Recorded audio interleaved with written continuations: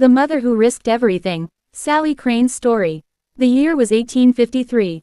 Along the muddy banks of the Tombigbee River in western Alabama, a woman ran. Her dress was torn, her bare feet cut and bleeding, but she did not stop. Behind her, men with dogs and guns searched the dense woods. Ahead, a faint glimmer of freedom whispered her name. Her name was Sally Crane, and she had a choice that would haunt her for the rest of her life. Freedom, or her children. Most people never face such a choice. But Sally had already been forced to face it 3 times, each one more terrifying than the last. And yet, even in the shadows of those swamps and forests, she held a hope so fierce it could ignite the night. This is the story of Sally Crane, a woman who risked everything to save the souls she loved most. To understand why she made the impossible decisions she did, we need to first understand where she came from, and the world that made her choices unavoidable. The Thornton plantation sat in Clark County, Alabama, about 15 miles from the growing town of Grove Hill.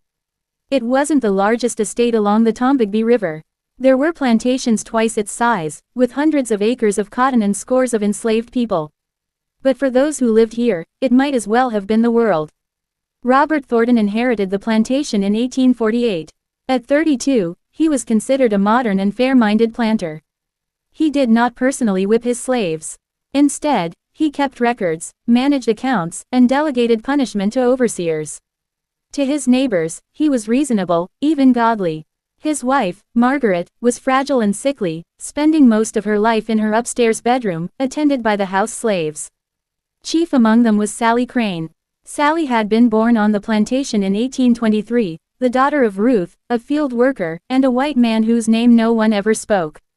Light-skinned like her mother, she was spared the backbreaking labor of the cotton fields. By age 7, she was moved to the main house to train as a domestic servant. By 14, she was running the household. Cooking, cleaning, laundry, and care of Mrs. Thornton, all of it fell to her. By 16, she had a private room off the kitchen, a privilege that marked her apart from the other slaves. But that privilege came at a terrible cost. By 17, she was pregnant with her first child. The father's identity was a secret, but the consequences were plain to everyone on the plantation. Sally's first daughter, Louisa, was born in 1840. 3 more children followed over the next 7 years, Beatrice, Thomas, and Marcus. 4 children, each one a reminder of Sally's entrapment and a bond stronger than chains. The other slaves understood the truth. Sally's children were allowed comforts others could only dream of: better food, better clothes, and shelter away from the fields. But these small mercies came at a cost no ledger could record. The quiet indignities, the invisible violence of their daily lives, were a shadow that followed them like a ghost. By 1852, Louisa was 11, old enough to begin learning household work from her mother. Beatrice was 9, Thomas 7, Marcus 5. All 4 children were bright, clever, and curious. Sally had secretly taught them their letters, writing with charcoal on scraps of wood when no one was watching. Every lesson was a risk. Discovery would mean a whipping for her and possibly for the children. But knowledge was freedom, even if only in the smallest, most dangerous way. Sally loved her children with a ferocity that terrified her. She knew that love itself was dangerous. Any of them could be sold at a moment's notice, ripped away by the invisible hands of the slave trade. And while losing a child was unbearable, she feared something even worse: letting them grow up here, trapped in the same cycle she had known all her life. And so, a daring plan began to form in her mind. If she could escape first, reach the north, and secure her own freedom, perhaps she could return for her children. It was a plan that might have seemed impossible to anyone else, but to Sally, it was the only option. What she did not know was that Robert Thornton had his own calculations. Cotton prices were falling, debts mounting, and among his assets, Sally's 4 children of uncertain parentage were a complicated problem. Perhaps a solution, he thought coldly, though he did not yet know what form it would take. Everything began to shift one late April afternoon in 1852. Sally was cleaning the study, a weekly task she performed while Mr. Thornton attended to business in Grove Hill. But on this day, he returned early. He was not alone. Across from him sat Thomas Sykes, a slave trader from Mobile. Sally paused just outside the slightly ajar door. Curiosity and fear held her frozen. She had learned long ago that some things were too dangerous to hear, yet too important to ignore. The children are well-mannered and healthy, Thornton said, his voice calm, almost casual. Sykes nodded. A fine set of property. Well cared for girls and boys, strong, smart. There's value here, Mr. Thornton. You could. Sally's heart pounded in her chest. She needed to know what he meant, but she dared not step further. Every word she overheard could shape the fate of her family. This moment, this brief pause outside the study door, was the first domino in a chain of events that would come to define her life. It was the moment when the idea of escape became not a dream, but a necessity. Sally Crane's story is not just one of fear and survival. It is a story of courage, love, and the impossible choices enslaved people were forced to make every day. She would risk everything for her children, and the journey that followed would test her strength, her mind, and her soul. If you want to follow Sally Crane's incredible story and see how she survived against all odds, make sure to subscribe, share this video, and leave a comment. These are the stories that must not be forgotten, the voices that history tried to silence. And tomorrow, we will dive into part 2 of Sally Crane's fight for freedom. If you want, I can continue with part 2 next, keeping the same cinematic, gripping style, so the full 10-part story flows naturally for YouTube viewers. Do you want me to do that? Title suggestion for part 2, Sally Crane's impossible choice, returning to protect her children. 4 weeks. That was all the time Sally Crane had. 4 weeks before her children could be ripped from her arms and sent into the nightmare of the Deep South slave trade. 4 weeks to do something that seemed impossible. But when she overheard the conversation between Robert Thornton and the slave trader Thomas Sykes, she didn't hesitate. Panic drove her out the back door and into the dense Alabama forest. Freedom existed. She had felt it, if only for a moment. The North was somewhere beyond the rivers and swamps, beyond the plantations and the overseers. And yet, as she ran through the night, heart hammering, a question tore through her mind: could she leave her children behind? By the 4th day, she had reached the Tennessee border. Her body ached, hunger gnawed at her, and the small streams she drank from barely slaked her thirst. A freedman in a tiny settlement offered her bread, a place to rest, and a name, Nashville. There, he said, she might find people who could help, people who could guide her to freedom. Sally stood at a crossroads, both literal and metaphorical. North lay freedom, a chance to escape forever. Behind her lay the lives of Louisa, Beatrice, Thomas, and Marcus. 4 souls, 4 little people she had birthed and loved with a fierceness that terrified her. She thought of Louisa, singing as she worked, her bright laughter like sunlight. Beatrice, serious and observant, already wise beyond her years. Thomas, who loved stories and dreamed of distant places, and little Marcus, who sometimes crawled into her bed, clinging to her warmth. She could not abandon them. Not like this. And so, with a courage born of desperation, she turned around and began walking south. The journey back was no less dangerous than the escape itself. She traveled mostly at night, hiding by day, drinking from streams, rubbing her legs and feet with wild onions to confuse any dogs tracking her scent. By the 6th night, she stood at the main house of the Thornton plantation. Her dress was torn, her feet bloody, but her eyes burned with determination. She knocked on the door. When Robert Thornton opened, candle in hand, she spoke simply: "I came back. Please don't sell my children." What happened next would be debated for years. Some said Thornton was moved by her plea. Others said it was a cold calculation. A slave who voluntarily returned from freedom could be controlled more effectively. Whatever his reasoning, he did not punish her. He did not sell her children as planned. Instead, he locked her in a small storage room beneath the kitchen for 2 weeks. She was fed once a day. Through a small grate, she could see her children but not touch them. When she was finally released, Thornton's instructions were clear. She would continue her work in the main house. Her children would remain on the plantation. But if she ever attempted to escape again, all 4 children would be sold, separately, to distant plantations. She understood. Her love for her children had become a weapon used against her. Sally had learned something crucial from her first escape. Freedom was possible, the North existed, and she had the strength, courage, and intelligence to walk away from everything and still return when necessary. She would not give up. Not yet. In the months that followed, life on the plantation changed. Thornton hired a new overseer named William Pike, a man feared among the slaves for his relentless vigilance. Conversations in the quarters died the moment Pike's shadow appeared. Sally's movements were restricted. She could no longer freely visit the quarters or speak to other slaves without supervision. Her children bore the brunt of this new control. Louisa, at 12, was assigned menial tasks, scrubbing floors, polishing boots, emptying chamber pots. Beatrice worked under the unforgiving eye of the cook, her hands raw and blistered from scalding water. Thomas and Marcus were sent into the fields for basic labor training, each day teaching them the discipline and fear that came with life as property. One night, Thomas whispered to his mother, "Mama, Pike says children who come from sin grow up to be sinners too. That's why he says we need more correction than the others." Sally held him close and said nothing, because there were no words to explain the cruelty of their lives. The punishment was subtle, slow, and deliberate. The children's spirits were being broken, and with them, Sally's. She realized that the storage room, the locked doors, and overseers were only part of the strategy. The true torment came from the daily erosion of hope, the quiet humiliation, the constant surveillance. There were nights when Sally lay awake, staring at the ceiling. She questioned herself. Had she made a mistake returning? If she had continued north, if she had joined others on the Underground Railroad, perhaps she could have eventually rescued her children. But now, here, they were within reach, even if suffering. And for Sally, reach was better than the unknown. She began to plan. Any future attempt at escape would require precision, strategy, and allies. She would need to understand the routines of the overseer, the habits of the Thornton household, the timing of meals, and the paths through the woods.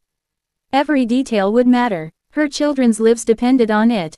And while the Thorntons thought they had broken her, Sally found a quiet defiance growing within her. She would endure their surveillance, their restrictions, their subtle cruelties. But she would not give up. Freedom was real, and she had tasted it. One day, she would return north, not just for herself, but for her children. Sally's story is not only a tale of courage but a testament to the extraordinary lengths a mother will go to protect her children. Each choice she made, each risk she took, carved a path through impossible circumstances. And the days ahead would test her strength more than she could ever imagine. If you want to follow Sally Crane's incredible journey and see how she fights for her children, make sure to subscribe, share this video, and leave a comment. Her story is a reminder of courage, love, and the unbreakable bond between a mother and her children. In the next chapter, Part 3, Sally begins planning her second escape, a plan that will be bolder, riskier, and more dangerous than the first. I can continue with Part 3 next, where Sally starts laying out a detailed plan for her next escape while under even closer surveillance. Do you want me to continue to Part 3 now? Title suggestion for Part 3, Sally Crane's Secret Plan, The Shepherd and the Impossible Choice. The cold wind of late autumn cut through the main house of the Thornton plantation, rattling window panes and carrying the scent of distant fires. Sally Crane lay awake, listening to the quiet groans of the house settling, her mind racing. The months since her first failed escape had been tortuous, but they had also taught her the most important lesson of all: she could survive, and she could plan. That night, she moved like a shadow through the hallways, polishing tables, dusting shelves, pretending to be the perfect house slave. Yet her ears were sharp, her senses keen. She had learned that in the quiet moments, secrets revealed themselves. And secrets could be weapons. It was during one of these nights that Sally overheard a conversation she had not stumbled upon by accident, but sought deliberately. Thornton's brother, James, had come from Mississippi to visit. In the study, the two men discussed her children, their words cold and calculating, each phrase a reminder that her family could be ripped from her hands at any moment. "You should sell them," James urged. "The older girl especially. She'll fetch a good price, and it'll solve your problem with Margaret." Robert Thornton's voice was calm but firm. "Sally's too valuable. I can't replace her. She knows how to manage everything, and Margaret trusts her work, even if she doesn't trust anything else."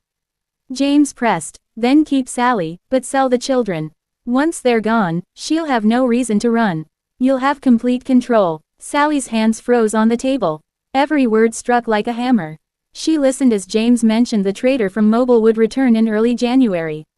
Thornton paused, finally replying, "I'll consider it. 2 months. Perhaps less." Sally now had 2 months to prepare. Her first escape had been impulsive, driven by panic. It had failed because she had no plan, no resources, and no real destination beyond a vague idea of the North. But she had survived, and that survival had taught her something vital. She could endure, she could navigate danger, and she could be stronger than anyone expected.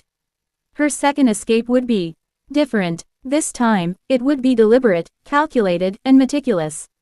Planning while under constant surveillance required a cunning Sally had never needed before. Every action she performed had to serve two purposes: the visible, obedient purpose that satisfied her overseers, and the hidden purpose that advanced her plan. She became the model slave. She worked longer hours, accepted criticism, and offered to help with extra tasks. She kept her children quiet and obedient, teaching them the art of invisibility, a survival tactic honed through generations of enslaved families. Weeks passed. Pike, the new overseer, still watched, but less frequently. Mrs. Thornton's gaze remained, but she had begun to trust the outward compliance Sally displayed. The plantation believed she had been broken, subdued, controlled. And in truth, it was exactly what Sally needed them to think. While performing her household duties, she began secretly gathering supplies. A small kitchen knife, wrapped in cloth, hidden beneath a loose floorboard. Matches, taken one or two at a time. A blanket with a burn hole, folded and hidden beneath her mattress. Extra flour and eggs, concealed under pretexts of chicken shortages. Information was just as important as supplies. Sally used visits to the quarters as opportunities to gather intelligence. She listened to whispers, heard news of freedmen who aided runaways, and learned about Quaker families and settlements where fugitives could hide. She memorized the routes through the Tombigbee swamps, where dogs could not follow scents, and heard stories of maroons, escaped slaves living hidden in the wilderness. Most importantly, she learned about the shepherd. The woman's real name was unknown, but her reputation was legendary. She had guided more than 50 fugitives to freedom, specializing in the impossible cases. Families, pregnant women, those others had abandoned. If Sally could reach her, there was a chance to one day bring her children to freedom. A second escape, she understood, would need to be solitary. She could not risk all 4 children immediately. But once she established herself in the north, the shepherd could help coordinate a plan. The thought seemed impossible, like a fantasy born of desperation, but it was the only plan Sally had. By late November, she was ready.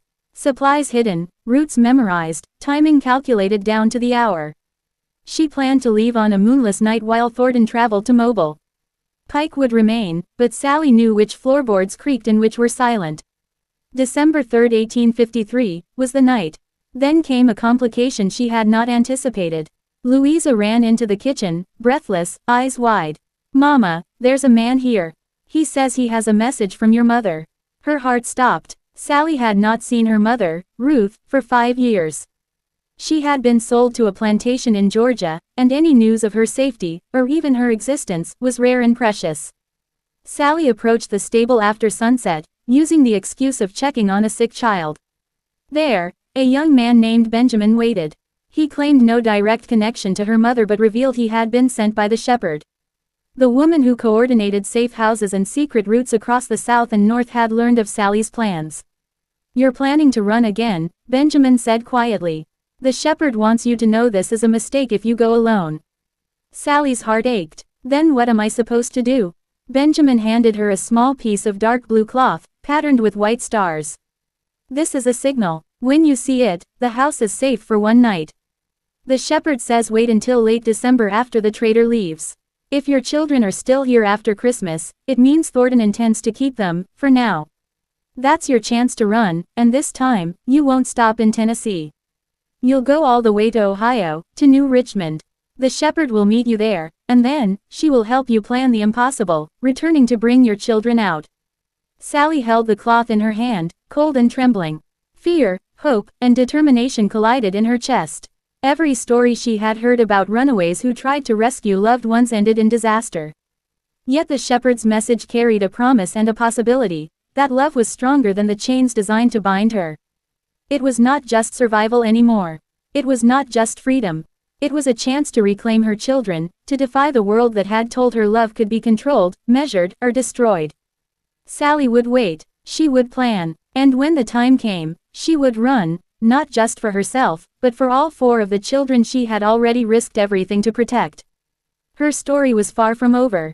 And in the darkness of that late autumn night, With the faint rustle of leaves and the distant hoot of an owl, Sally Crane began to prepare for the most dangerous journey of her life. If you want to see what happens when Sally takes her second, bolder step toward freedom, make sure to subscribe, share this video, and leave a comment. Part 4 will follow her as she begins the escape that will test every ounce of courage, cunning, and endurance she possesses. I can continue with Part 4 next, where Sally executes the first phase of her second escape while under tight surveillance, showing tension, danger, and suspense. Do you want me to continue with Part 4 now? Title suggestion for Part 4. The Night Sally Crane Ran Again. On the night Sally Crane ran for the second time, the world felt unnaturally quiet. No wind stirred the trees. No insects sang in the dark. It was as if the land itself was holding its breath, waiting to see whether a mother's hope would survive or finally be crushed. December 3, 1853, had arrived. Sally had waited for this night with a patience that bordered on agony. Every hour leading up to it felt heavy, stretched thin by fear and expectation. The trader from Mobile had come and gone just days earlier. The children were still there. Still hers to protect. That alone felt like a miracle she did not trust. Robert Thornton had left that morning for Mobile, just as she had hoped. The overseer Pike was still on the plantation, but by evening he had drunk himself into a thick sleep, his snores echoing faintly from the overseer's cabin. Mrs. Thornton took her laudanum early and retired to bed before sunset. The house settled into darkness. Sally stood in her small room off the kitchen, listening. Counting breaths, counting heartbeats. She had done everything she could to prepare. The knife was hidden in her skirt lining. The matches were sewn into the hem. The thin blanket was folded tight and tied with twine. The salt, flour, and eggs were wrapped carefully in cloth and tucked beneath her dress, making her look heavier than usual. She looked at her children one last time. Louisa pretended to sleep, but Sally could see her eyes glistening in the dark. Beatrice's hand was clenched tight around the blanket. Thomas and Marcus slept for real, exhausted from the fields and the fear that had become their daily companion. Sally knelt beside them, touching each face with shaking fingers. She did not wake them. She had learned from the first escape that goodbyes made weak feet. Instead she whispered promises they could not hear. I am coming back. I swear it. Then she stood and turned away before her courage could betray her. She moved through the main house like a ghost, stepping only where she knew the boards would not creak. The back door opened with a soft sigh. Cold air rushed in. The forest waited. Once she crossed the tree line, she did not look back. The first hours went smoothly. The sky was moonless, the clouds thick. Sally followed the route she had memorized in her mind 100 times. Through the low marsh, across the shallow creek, past the fallen oak that marked the edge of Thornton land. By dawn she was miles away, hidden deep in the swamp. She buried herself beneath reeds and mud, slowing her breathing, forcing her body to stillness. When dogs passed nearby, she pressed wild onion into her skin and prayed. They did not find her. By the second night, her feet were raw and bleeding again. Hunger gnawed at her stomach, but she rationed her food carefully. Every crumb mattered. She moved only at night, following the stars north and east just as Benjamin had instructed. On the fourth night, she saw it. A quilt, hanging from the porch of a small farmhouse near the edge of the woods. Dark blue, white stars. Her hands trembled as she approached. She knocked softly, once, twice. The door opened just enough for a woman's face to appear. Older, calm, sharp eyes that missed nothing. You can stay until dawn, the woman said quietly. No longer. Sally nodded and stepped inside. That house became the first of many. Each shelter offered only a few hours of safety, a meal eaten in silence, a place to rest before being sent onward. Some people were kind, some were afraid, all understood the danger. In Tennessee, the route changed. The land grew colder, the roads busier, the risks greater. Twice Sally was nearly caught. Once by a patrol on horseback, forcing her to hide submerged in icy water for nearly an hour, her breath barely breaking the surface. Another time by a man who pretended to offer help but asked too many questions. She slipped away before dawn, heart pounding, certain she had narrowly escaped betrayal. Weeks passed. Christmas came and went somewhere behind her. By early January, Sally reached Ohio. Freedom. The word felt unreal, fragile, dangerous to believe in. She stood on the banks of the Ohio River, staring at the opposite shore, and fell to her knees. Tears came then, hard and fast, grief and relief tangled together. She was free. But her children were not. That night, in the settlement of New Richmond, she finally met the shepherd. The woman was older than Sally expected. Gray hair pulled back tight. Hands scarred from work. Eyes steady and unafraid. "I know why you're here," the shepherd said. "And I won't lie to you. What you want to do has killed better people than us." Sally met her gaze. "I will die anyway if I don't try." The shepherd studied her for a long moment. Then she nodded once. "Then we plan carefully. And we pray harder than we ever have before." In the days that followed, Sally learned what true danger meant. She learned how patrols operated.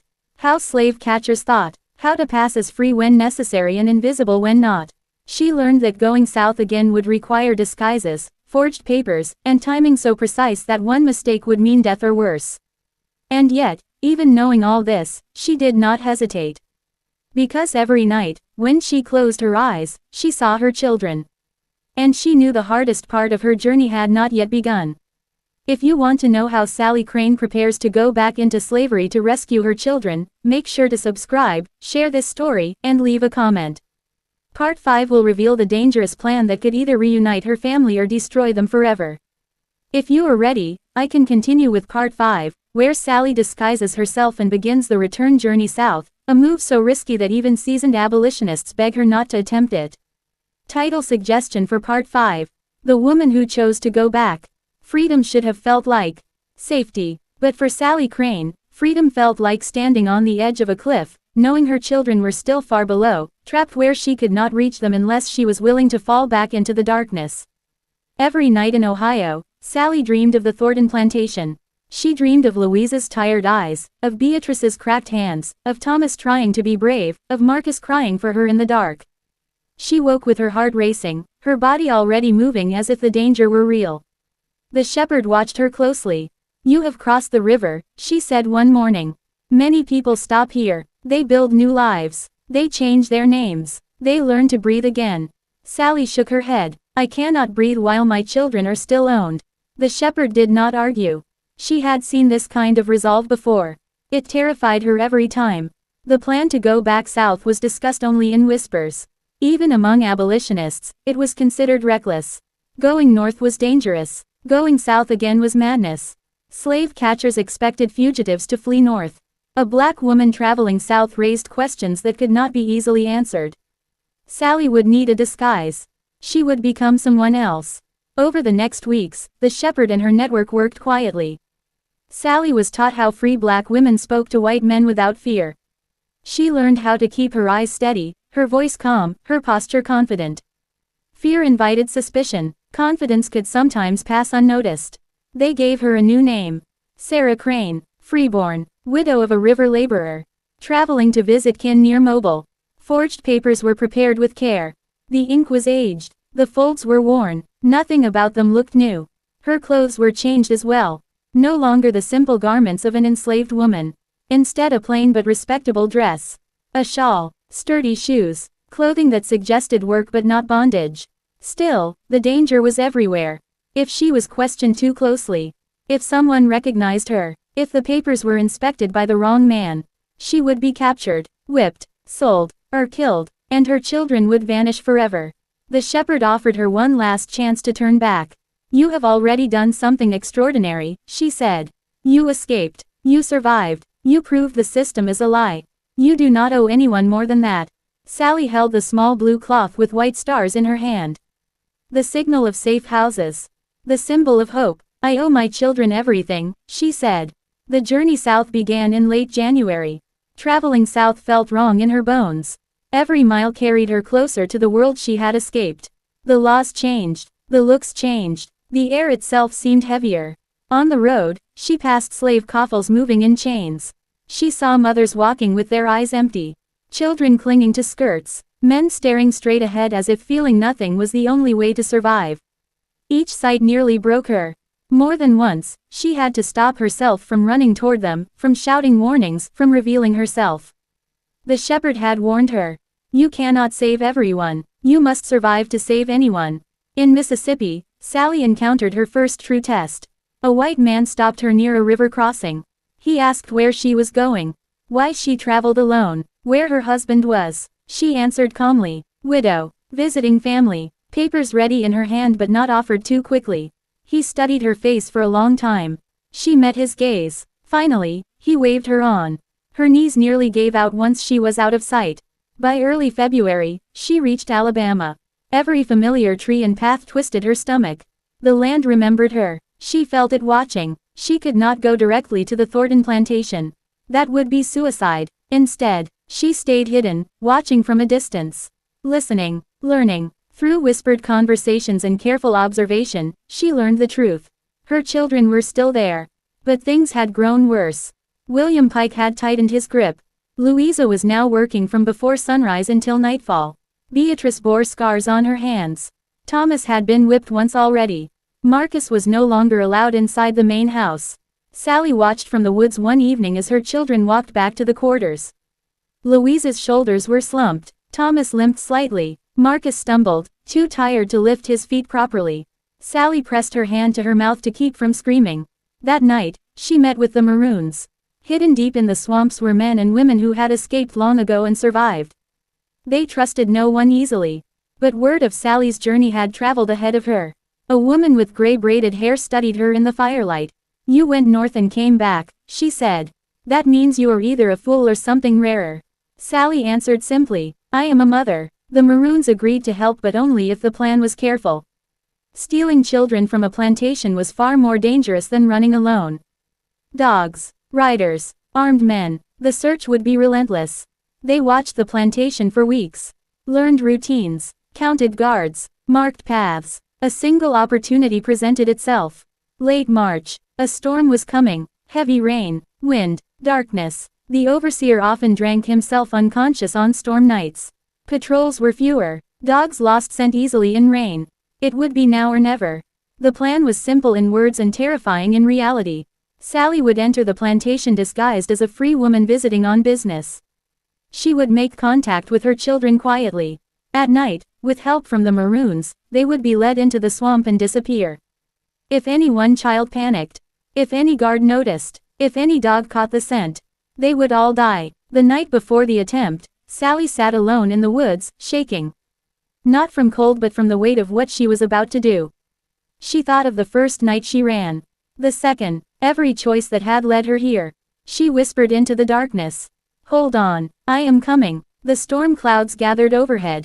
And somewhere beyond the trees, 4 children slept, unaware that by the next dawn, they would either be free or lost forever. If you want to know whether Sally Crane succeeds in rescuing her children from the plantation, make sure to subscribe, share this story, and leave a comment.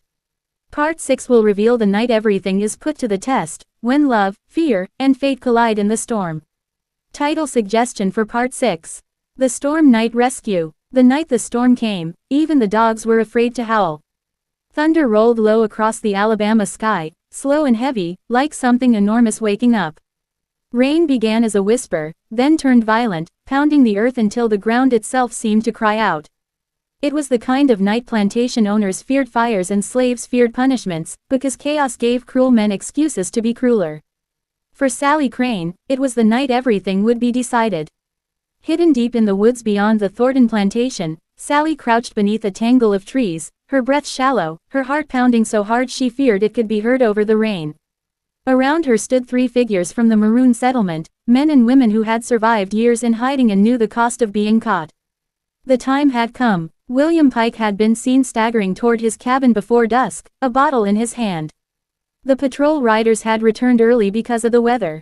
The dogs had been chained under shelter, restless but confused by the rain that would soon erase every scent. Sally closed her eyes and thought of her children. Louisa, Beatrice, Thomas, Marcus. She had gone north once for herself and come back for them. Now she had gone north again and returned to steal them from slavery itself. There would be no third chance. When the lightning flashed, Sally rose. They moved quickly but silently, following the path they had marked weeks earlier. Every tree, every stone, every place the ground dipped or rose was memorized. Sally wore the same dress she had worn as Sarah Crane, the free widow, but beneath it her body moved like the enslaved woman she had once been, trained to pass unnoticed. The plantation emerged through the rain like a dark shape from a nightmare. The main house was quiet. No lights in the windows. Mrs. Thornton would already be drifting into her laudanum sleep. Sally felt no relief in that knowledge. Only urgency. They split as planned. One maroon circled toward the kennels to make sure the dogs stayed chained. Another waited near the road to watch for riders. Sally moved alone toward the quarters. Her feet knew the way without thought. She slipped between the cabins, rain soaking her hair, her dress clinging to her legs. From inside one of the cabins, she heard coughing. From another, soft crying. Life went on even in misery. She stopped at the door of the cabin she knew by heart. Her hand shook as she knocked once. Twice. Louisa opened the door. For one terrible second, the girl only stared.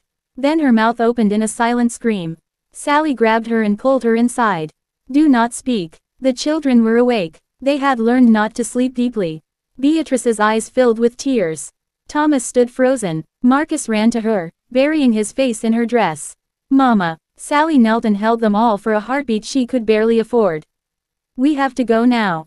No noise. No crying. No questions. Fear flickered across their faces, but they trusted her. That trust cut deeper than any knife. They slipped out one by one. Lightning cracked overhead as they crossed the open space behind the cabins. Sally counted breaths, counted steps. Every sound felt too loud. They were nearly to the tree line when a shout broke the night. Hey! A lantern flared. William Pike, drunk, angry, awake. For a second, the world stopped. Then Sally screamed, "Run!" The children ran. Pike shouted again, fumbling with his pistol. The maroon near the road whistled sharply. Horses neighed in the distance. Gunfire exploded into the storm. One shot tore through the air. Another hit the ground behind them. Sally grabbed Marcus, lifting him as she ran. Thomas stumbled. Beatrice fell and Sally dragged her up without stopping. The dogs began to bark. Then stopped. The rain came harder, swallowing sound, swallowing scent. The maroon at the kennels had done his job. They hit the swamp like a wall. Mud sucked at their feet. Water rose to their knees, then their waists. Sally pushed them forward, whispering directions between gasping breaths. Do not stop. Branches tore at their skin. Leeches clung. Thorns ripped fabric and flesh alike. Behind them, voices shouted. Horses refused to enter the swamp. Lanterns bobbed uselessly at the edge. They waded deeper. When they finally collapsed beneath the thick canopy where the swamp turned wild and impassable, Sally realized she was bleeding. She did not know where from. It did not matter. They were alive. They did not stop moving until dawn. By morning, the maroon settlement swallowed them whole. Fires were hidden. Food was pressed into shaking hands. Blankets wrapped around trembling bodies. The children slept like the dead. Sally did not. She sat with her back against a tree, staring into nothing, waiting for the sound of pursuit that did not come. They had done it, but freedom was not yet safe. By midday, news reached them. Thornton had raised the county. Riders were searching. A reward was posted. The children were described in detail. Sally's name was spoken with hatred. The maroons were clear. You cannot stay. By nightfall, they were moving again. North. Fast. Hard. Relentless. Louisa carried Marcus when he could not walk. Beatrice held Thomas's hand. Sally watched them all, fear sharp and constant. Every sound could mean death. Every stranger could mean betrayal. But when Marcus reached up and took her hand, she felt something she had not felt in years. Hope. Real hope. They would cross the river together or they would die together. There would be no turning back. If you want to know how Sally Crane and her children survive the manhunt and attempt the final journey to freedom, make sure to subscribe, share this story, and leave a comment. Part 7 reveals the brutal chase north and the price freedom demands. Title suggestion for Part 7. The hunt that would not end. The first scream came from the woods before sunrise.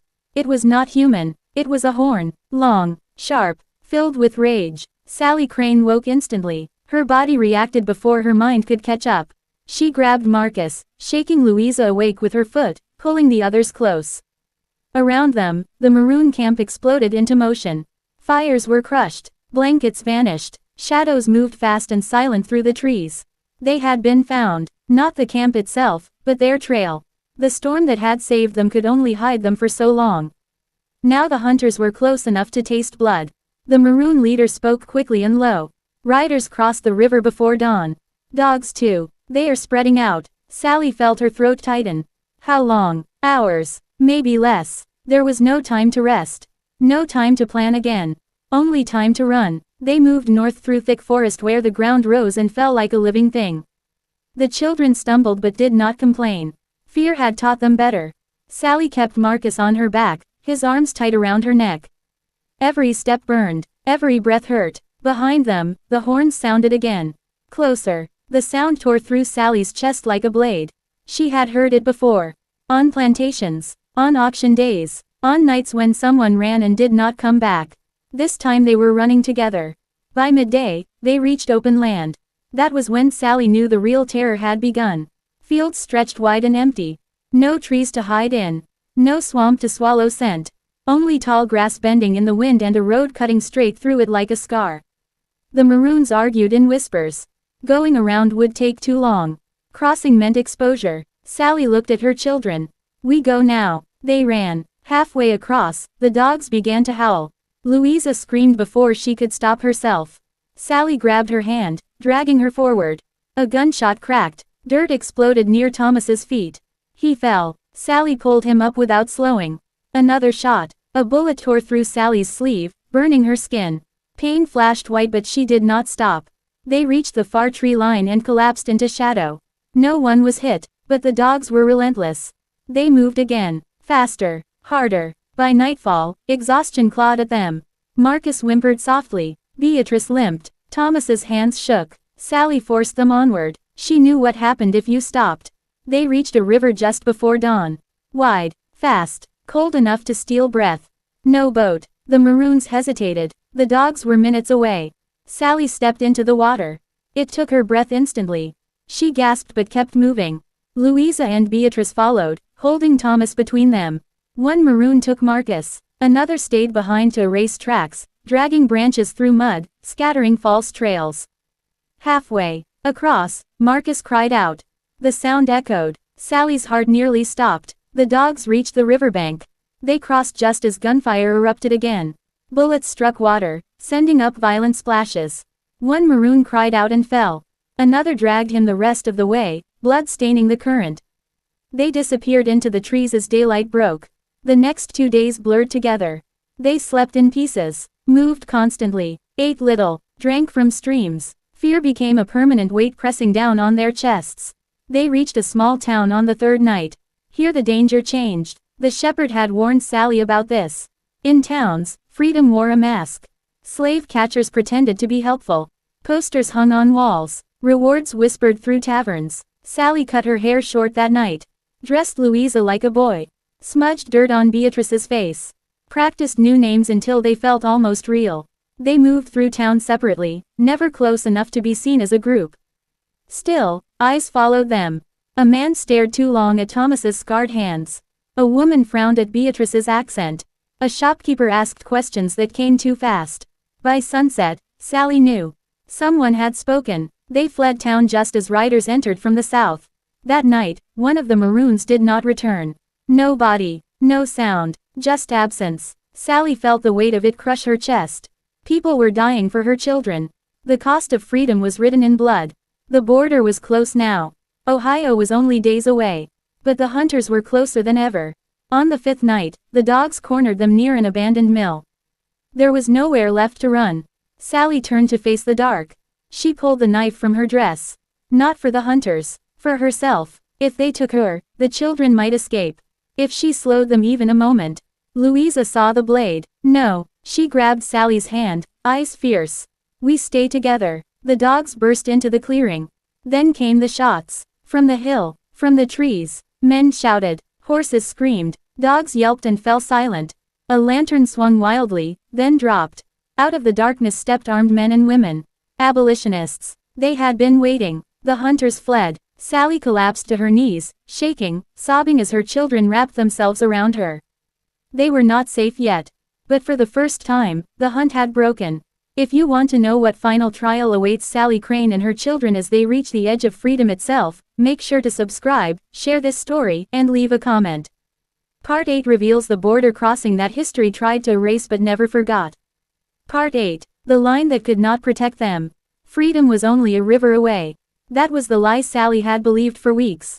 As she stood at the edge of the Ohio River, watching black water slide past like a living thing, she understood the truth. A border did not protect you. A line on a map did not make you safe. Freedom had teeth, and it tested everyone who tried to cross into it. The night was bitter cold. Winter had settled early, frosting the ground and stiffening fingers. The children huddled close, wrapped in borrowed coats that smelled of strangers and smoke. Somewhere behind them, the abolitionists whispered urgently, checking the river again and again. Boats had been promised. Boats had not arrived. Sally felt dread coil in her stomach. The hunters would not stop at the border. She knew that now. Slave catchers crossed into free states all the time, backed by laws written by men who had never worn chains. Freedom here was fragile, temporary, conditional. A lantern blinked on the far bank. Then another. Signals. A boat emerged from the darkness, long and narrow, barely visible against the water. A man rowed hard, his face tight with strain. Hurry. There was no ceremony, no moment to breathe. The children were passed in first. Louisa, Beatrice, Thomas, Marcus last, clinging to Sally's neck, his small body shaking with cold and fear. Sally stepped in. The boat dipped dangerously low. Row. The river pulled at them immediately, stronger than it looked. Ice brushed against the hull. Sally held her breath as water sloshed over the edge, soaking her dress. Halfway across, a shout erupted from the southern bank. Lanterns flared. Gunshots cracked. The boatmen cursed and rowed harder. A bullet struck water so close that spray hit Sally's face. Louisa screamed. Sally covered her mouth, rocking her as silently as she could. Row. The current fought them. Another shot. The boat scraped the northern bank with a dull thud. Hands grabbed them, dragging children out, pulling Sally so hard she nearly fell. Run. They ran into the trees as gunfire continued behind them. The hunters did not cross the river, but Sally knew better than to believe that meant safety. They were in Ohio, but Ohio was not ready for them. The safe house was a farmhouse set back from the road, its windows dark, its barn looming like a watchful giant. Inside, warmth wrapped around them like a dream.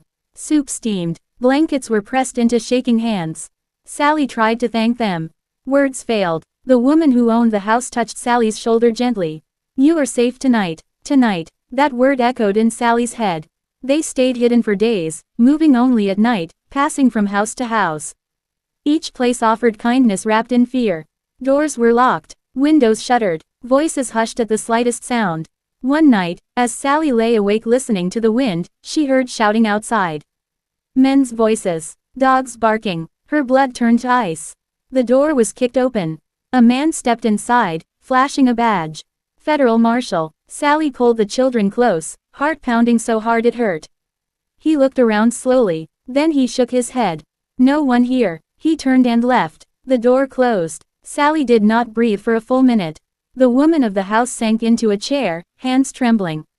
They are getting bold. That was when Sally understood. Freedom was not the end of the story. It was another battlefield. Days later, word finally came. The shepherd had arrived in New Richmond. Sally was taken at night, hidden beneath sacks of grain on a wagon. The road was rough. Every bump rattled her bones. She counted her children's breaths to stay calm. At dawn, the wagon stopped. A woman stood waiting. She was taller than Sally expected. Broad-shouldered, wrapped in a plain dark coat. Her hair was streaked with gray, her eyes sharp and steady. The shepherd. She studied Sally silently for a long moment. You made it. Sally nodded, tears burning her eyes. But your children are still in danger. Yes. They went inside. Maps were spread on the table. Names whispered. Routes traced with fingers. The shepherd did not soften the truth. Your children are alive because Thornton believes you failed again. But men like him do not forgive twice. If you wait too long, they will sell them out of spite. Sally clenched her fists. Tell me what to do. The shepherd met her gaze. You will rest, heal, learn, then you will go back. Louisa cried out. No. Sally held her daughter tight. I have to. The shepherd nodded once. We do not send mothers back lightly. She explained the plan. Sally would travel north, farther than before, blending into free black communities. She would work, save money, learn papers, learn accents, learn how to walk like she belonged. It would take months. Every day would be torture. But when the time came, Sally would go south as a free woman. Not a runaway, a rescuer. Most who tried did not return. Those who did were changed forever. That night, Sally stood by the river again. She watched the water flow south. Toward her children, toward danger. toward everything she feared, and everything she loved. If this story has moved you, shocked you, or made you see history through new eyes, make sure to subscribe, share this video, and leave a comment. Part 9 reveals the most dangerous choice Sally Crane will ever make, when freedom demands she walk back into the fire. Part 9. The woman who walked back into chains. Most people believe freedom is a door you walk through once. They are wrong. Freedom is a door that slams shut behind you, and for Sally Crane, it whispered a question she could not escape. Who are you willing to leave behind to stay free? By the spring of 1854, Sally Crane was no longer the woman who had crossed the Ohio River half frozen and hunted. She had learned how to stand straight without flinching. She had learned how to speak softly but confidently. She had learned which words white people listened to and which they ignored. She had learned how to disappear in plain sight. In the free black community outside Cleveland, Sally worked as a laundress by day and as a seamstress by night. Her hands bled, her back ached, but every coin she earned went into a small cloth pouch hidden beneath a loose floorboard. Money for papers, money for clothing, money for lies. The shepherd visited rarely, but when she did, she brought news from the South. Each visit was a knife. Your oldest girl is still on the plantation. The trader came and went. Thornton held them. The children are alive. Each sentence brought relief and terror in equal measure. Sally counted the days. By late summer, the time had come. The shepherd laid the papers on the table. Freedom papers. Forged but convincing. Sally Crane was now Sarah Carter, a free woman born in Pennsylvania. You will travel south with confidence, the shepherd said. Fear will kill you faster than any man. Sally nodded. You will not look for help. You will not trust anyone who is not already known to us. If you are caught, we cannot save you. Sally did not hesitate. I understand. She left at dawn. The journey south felt more dangerous than her escape north.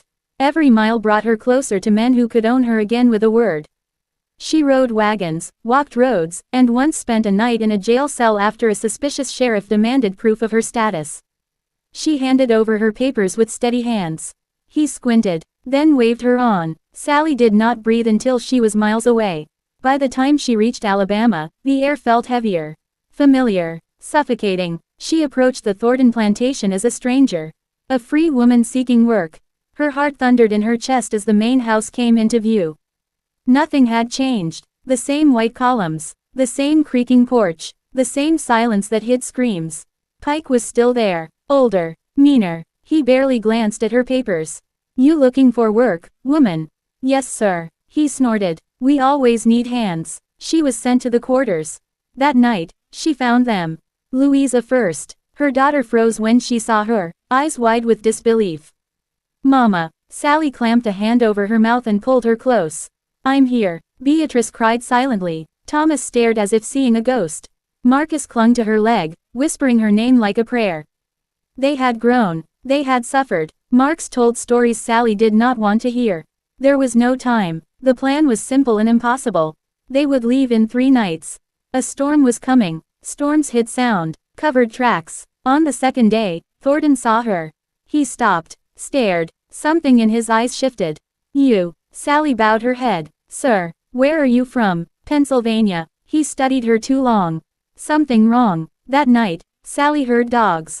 She knew. The third night, rain hammered the earth. Thunder shook the sky. They ran. The woods swallowed them. Lightning flashed. Dogs howled. Marcus stumbled. Sally carried him. They reached the swamp by dawn.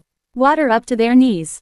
Then their waists. They waited. Bled. Froze. The dogs reached the edge and stopped. Swamp's confused scent. They did not stop moving for 2 days. On the third night, Beatrice collapsed.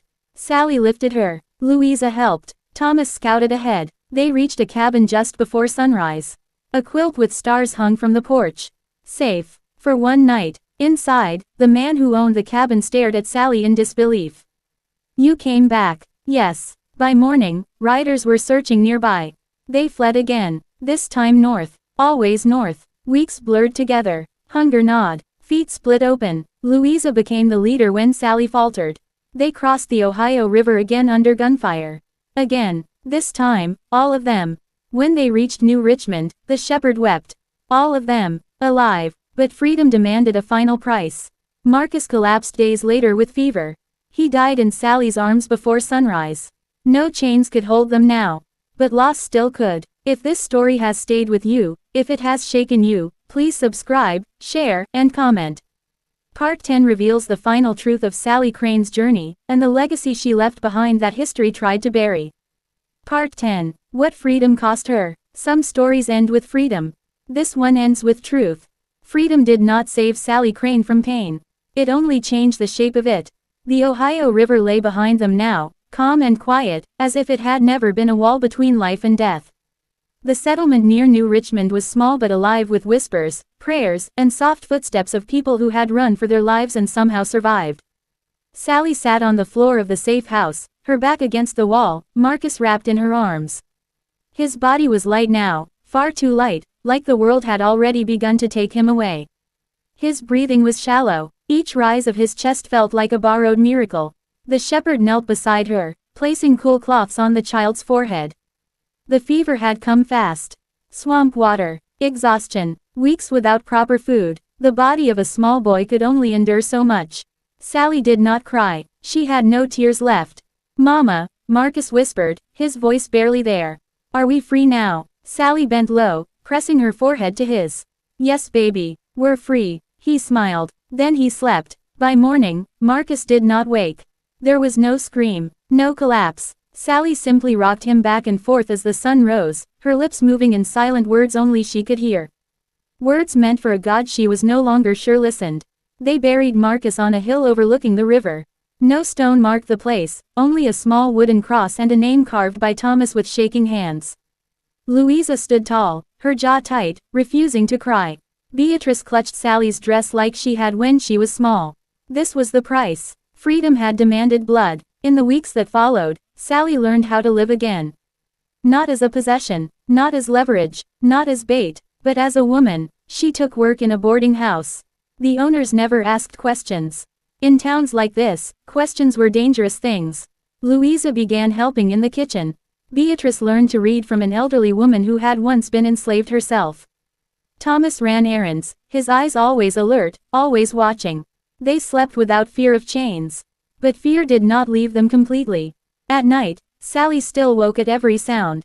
Hoofbeats lived in her dreams. Dogs haunted her sleep. Some scars never faded. The shepherd visited one final time before moving on. There were always others who needed her. "You did what few ever dare," she said.